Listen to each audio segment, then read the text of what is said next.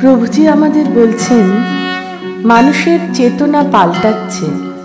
পঞ্চদশ শতাব্দী হতে বিংশ শতাব্দীর মধ্যে অনেক পরিবর্তন হয়েছে, সবই বদলেছে।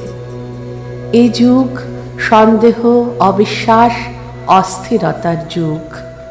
আপন মৌলিকতায় নিজেকে আবিষ্কার করতে হবে।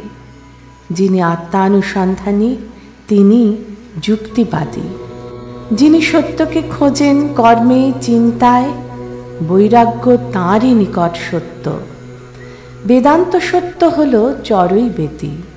আগে যা ছিল তাই হবে বা নাও হতে পারে।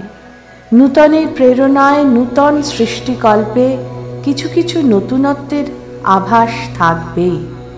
দেবত্বের স্বীকৃতি থাকলেও দেবত্ব অম্লান রাখার দায়িত্বে পুরাতন সংস্কার কিছু কিছু ভাঙতে হতে পারে। একেই বলে ধর্ম সংস্কার। প্রতিরোধ, প্রতিবাদ এলেও দেবত্বে যিনি প্রতিষ্ঠিত, তাঁর কর্মের রূপায়ণ না হওয়া পর্যন্ত স্থিতি কোথায়?